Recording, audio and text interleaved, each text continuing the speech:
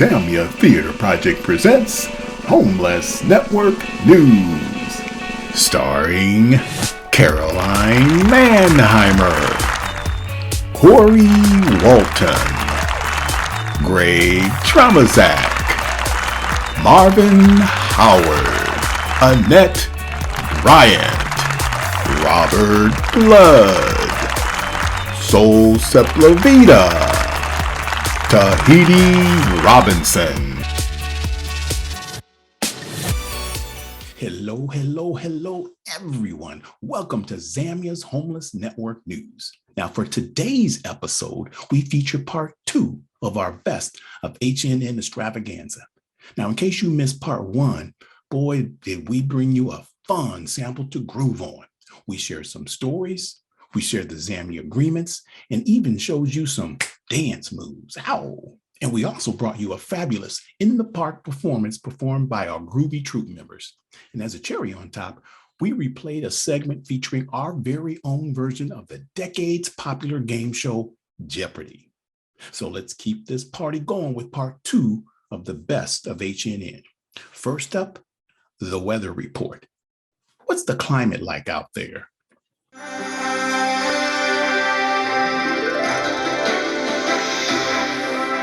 Well, speaking of the last year, let's take a look at the weather. What is the forecast today? Are emotions high, low, or in disarray? Will I need a coat, a sweater, a jacket, umbrella? Anyway, today there is fog and I can't see anything. I look on the map and see no directions. Is that the raindrops I feel? Come out to play, all suited up. Sing and dance and drink some from a cup. Not really. Today there's sun. You hear all kinds of laughter and people having fun. Wind? Yes, wind blowing you this way and that. You may need a jacket and a hat, as a matter of fact. What's happening now? Is that a house I see twirling in the sky? Run for cover. Oh me, oh my. I'm glad that's over. Today's forecast is full of golf-sized hell. Keep your cars in the garage and run fast to your destinations. Today is partly sun with a chance of snow. Whew. Not today in this lovely month of May. Here comes the sun. Let's get out and walk and run and swim and drive. For the lakes and beaches have been waiting for you to arrive. Beyond the Twin Cities weathery report, take the time for self-care and embracing each moment.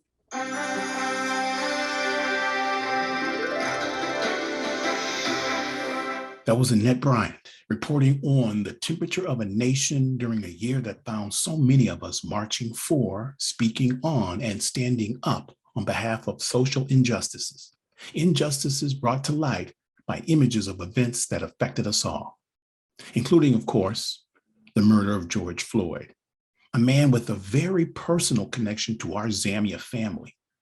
We first met Mr. Floyd when he was a security guard at the Salvation Army's Harbor Lights shelter. And he was a man whose warmth and kindness we remember.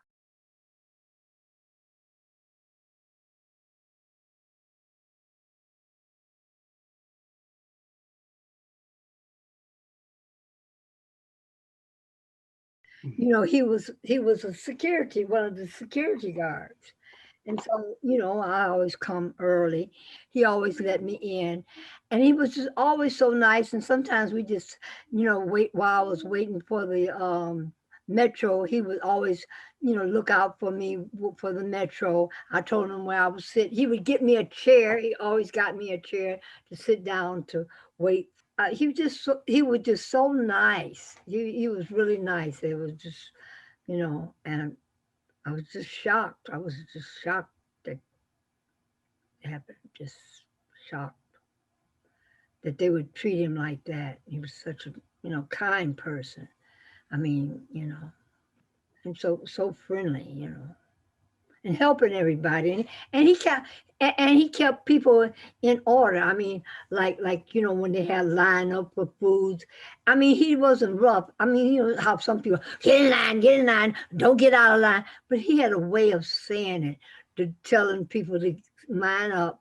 And I never saw him in no what your concentration, whatever you call I never saw him in one of those.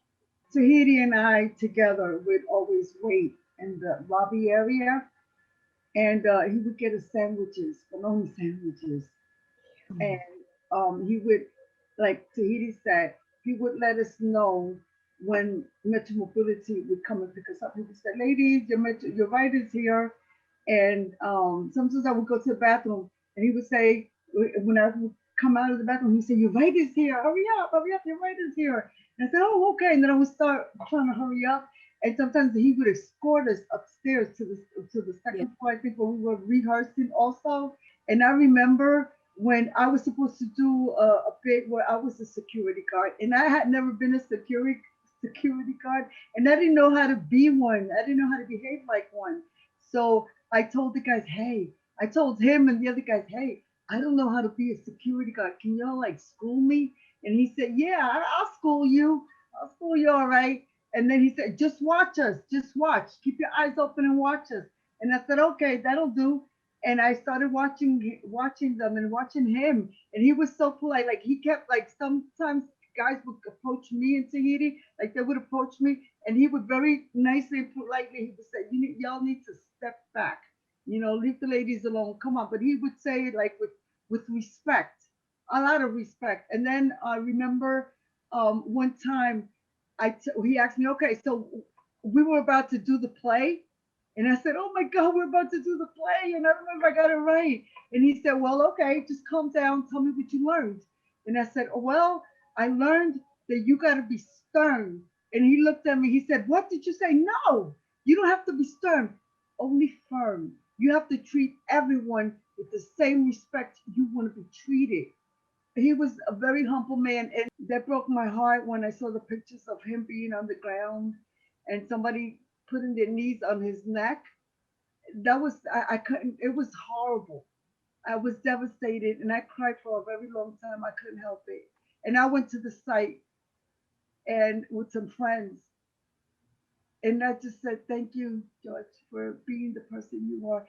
I didn't think George Floyd deserved to die like that, because he was a kind man. He was very respectful to others. He needed to be respected as well. And I also believe nobody deserves to die like that. News of George Floyd's murder resounded around the world. Protests against police violence and racial injustice erupted in cities all across the nation and abroad. It was a time of uprising. And speaking of uprising, take a look at this special zAmya go-around segment. Rise up. Ascend. Stand up. Defy. Disobey. Rise and shine. Awaken. Resist. Climb. Agitate. Stand up. House. Mutiny. Awaken. Rise and shine. Lift. Blow sky high. Awaken. Rebel. Rebel, rebel indeed. All right. Next is a piece that examines the history of beauty pageants, and more specifically, the roadblocks to participation that non-white contestants were met with in their quest to be a part of one of America's most enduring entertainment institutions. Check out this enlightening piece of history narrated by our very own, the beautiful Marcia Barnes. In the mid-60s, the civil rights movement was making it abundantly clear that the Miss America pageant was unfairly restricted to white women.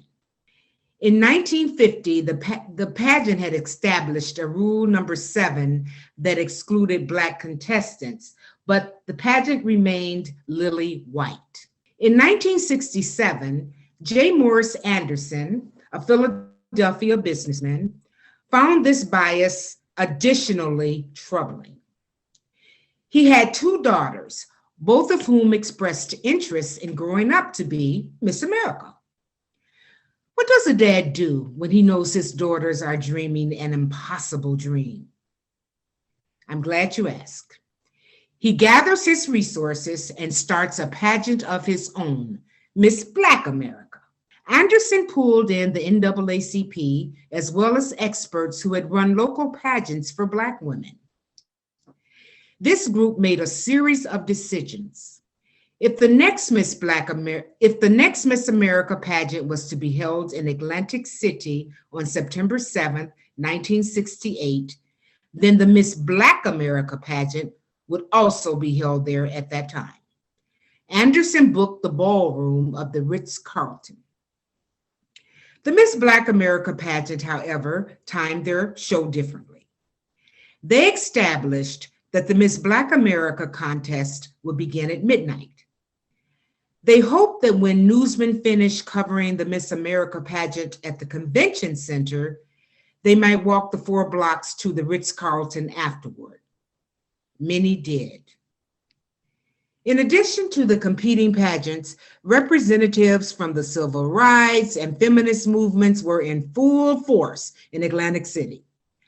Feminists protested the very existence of a beauty pageant for women. The pageant got underway at midnight, and at 2:45 a.m., Sandra Williams, a college student at Maryland State College, was crowned Miss Black America. The audience loved Williams' performance of an African dance, and they loved it even more when, during the question and answer segment, she said that husbands and wives should do the same amount of housework. When asked about the significance of the new pageant, Williams said, "Miss America does not represent us because there has never been a Black girl in the pageant.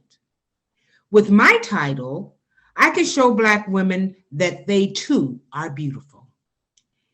Did you know, in 2019, for the first time in the history of beauty pageants, all 5 major titles, Miss Universe, Miss World, Miss America, Miss USA, and Miss Teen USA, were Black women? And that's all I have to say. A both informative and enlightening piece. Special thanks to my friend, the beautiful Marcia Barnes, for her wonderful narration. Now, let's cross over the HNN bridge to talk about youth homelessness. Young people are some of the least visible and most vulnerable of all of those experiencing homelessness. An estimated 13,300 Minnesota youth experience homelessness over the course of a year. That's about 5,800 minors ages 17 and younger, and this estimate is considered conservative. Now, as a result of the many partnerships that we are fortunate enough to have, we got a chance to interview Christina Woodlee from Bridge for Youth. Now, Bridge for Youth is an organization that, among other things, connects young folks experiencing homelessness with much needed resources. The Bridge is on the front lines of homelessness in our community. So, to learn more about that organization and some of the incredible things that they do, check this out. When I was a kid, I was at the Bridge for Runaway Youth, so I know your program works. It definitely got me back on the straight and narrow. And can you give a little information on the background of Bridge for Youth? We're over 50 years old. We started in 1970. We are a homeless shelter for runaway and homeless youth here in the Twin Cities. We have emergency shelter, we have transitional housing, and primarily we work with youth and their families to provide that housing stability, access to mental health, and really resources to foster long-term housing sustainability. Youth are becoming one of the highest populations of our growing populations of our homeless population.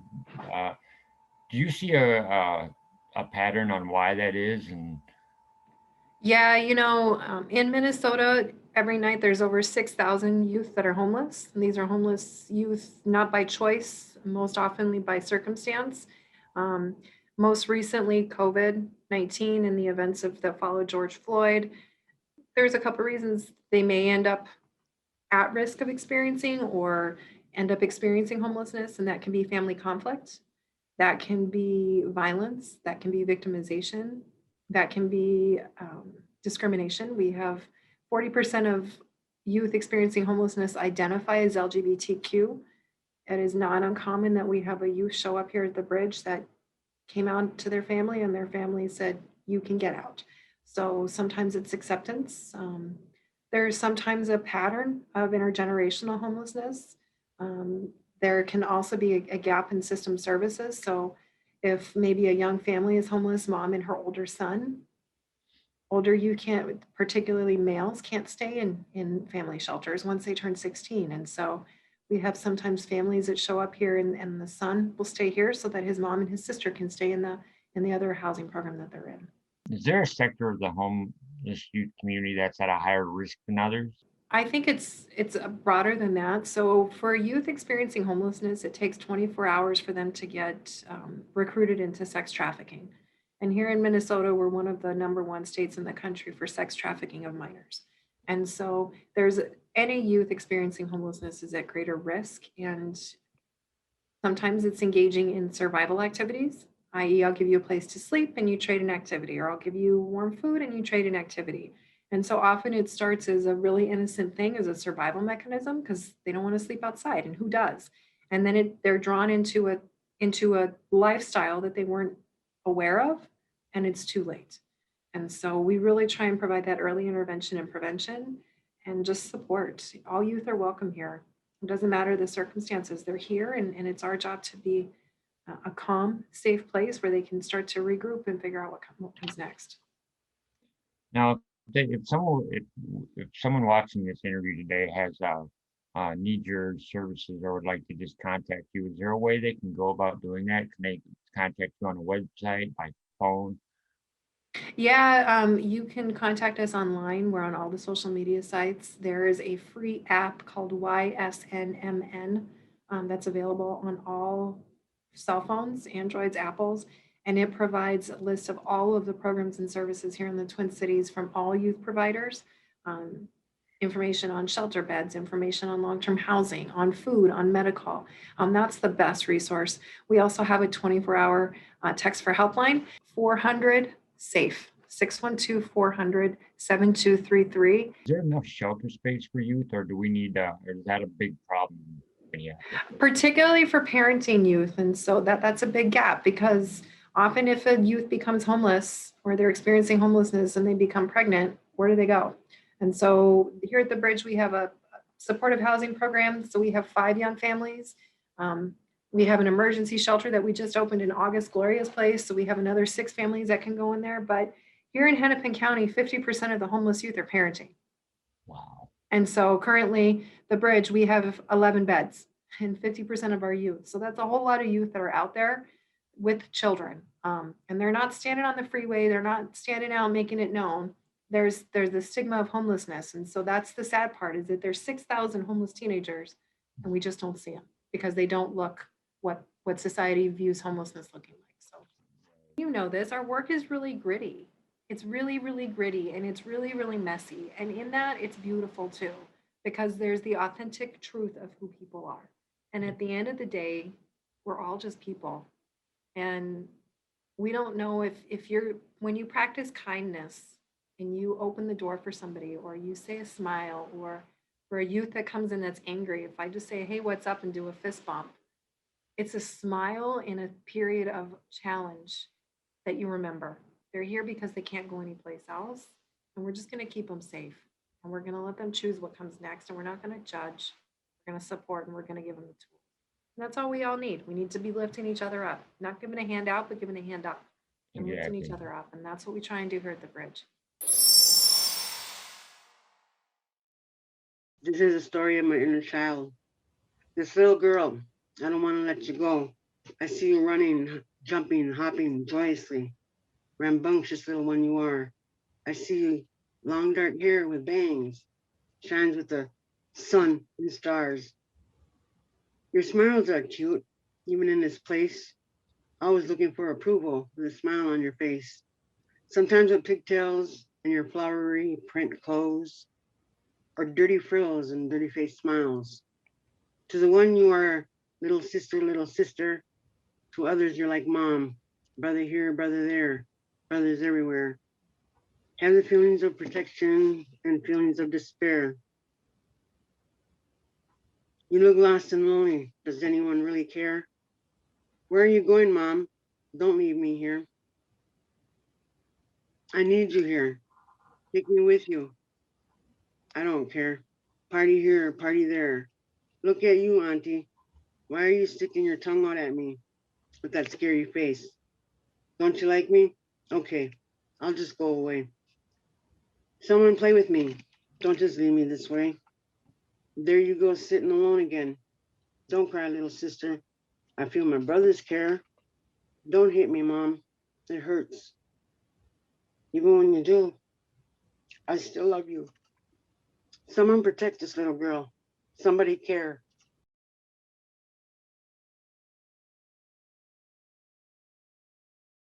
Now, that was a moving poem looking back on her childhood by a dear friend of zAmya, Miss Christina Sayers. Thank you, Christina. Now, one of the most important functions of HNN and zAmya as a whole is to provide an outlet for creativity to all of our brothers and sisters who are experiencing homelessness or have in the past. And we always appreciate our friends sharing their creative expression with us and all of you. Okay, everyone. Prepare yourselves for some royalty. That's right, it's time for our Advice from a Queen segment, another groovy good segment featuring zAmya's own Annette Bryant with the assistance of Rebecca, aka Bex Newton. Here's a cute little twist from the future with a little assistance.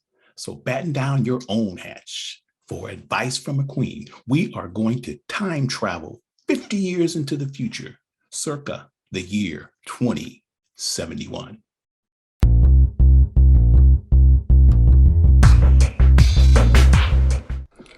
Hey there, Zam Fam. It's Rebecca, member of the Zamily, reporting once again from the zAmya mailroom. And, this time I've got just one very mysterious letter. It's addressed to the Queen, the year 2021, which is now, and it is from the future. So I thought that it was a good time to just break in and say, the future's calling, and I hope you can help. Let's see. Some weird future paper. Okay. Dear Queen, I'm writing to you from the year 2071. I've got to tell you, other than being able to smuggle time-traveled letters, things are not good. Environmental collapse and social and financial inequity have made extreme poverty and homelessness an impossible crisis. The few on top don't want anything to change, and the rest of us suffer without ceasing. The only hope a group of us have realized is a change that needed to be made in your time, the 2020s, by the young people. We smuggled this message to you, hoping you could let them know they are the ones who can unlock the truth, make the change, and tell the rest of you adults what to do so that our collective future can be transformed into a bright world for everyone. So, Queen, make sure you tell the young people that the key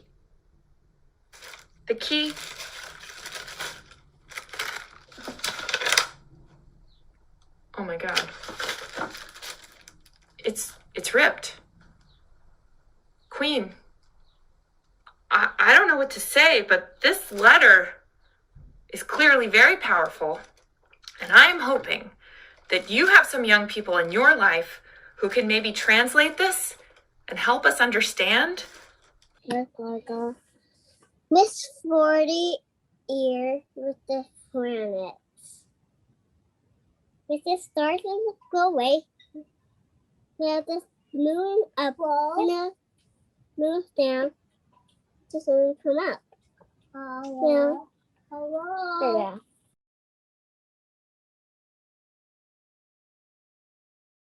You all come to us young people for hope. Right here, right now, is where we draw the line. The world is waking up, and change is coming whether you like it or not. Thank you. Absolutely great piece with, I might add, a guest appearance from Annette's adorable grandbabies. Now, so to conclude this two-part Best of HNN, we'll end with our one-word checkout. Now, our one-word checkout is borrowed from our zAmya workshop model. Over the years, to end our in-person workshops, we always gather together in a circle, all participants, and one by one, we go around and let everyone share one word that captures how they feel at that moment. It's our way of checking in with everyone after a day of sharing. So here is our one-word checkout. God bless. With sincerest gratitude. Love. You are special. So much appreciation. Thanks. Enjoy. Gracias. Bless you. Miigwech. Peace. Many, many, many thanks. Oh, so much, so much, so much. Thank you. So there you have it, the best of HNN. Now, we sincerely hope you enjoy this 2-episode series as a way of not only looking back to reflect, but also to bring our new viewers up to speed on just what is HNN. And now we're all on the same page. And episodes will continue every Thursday through December 16th. Same time, same place. But in the meantime, we'd like to thank our entire ZAM family, you, our viewers, our ZAM-tastic directors, Esther O and K Flo and Marin, AKA Junior. We'd also like to thank once again all of the guests that reappeared in our Best Of series. And as a reminder, for all of the ZAM latest, check out our website at zamyatheater.org. And while you're there, sign up for our quarterly newsletter. For all the latest, you can also click on the events tab on our Facebook page. And while you're there, don't forget to hit like. But in the meantime, we'll see all of you on our next episode of Homeless Network NewZ.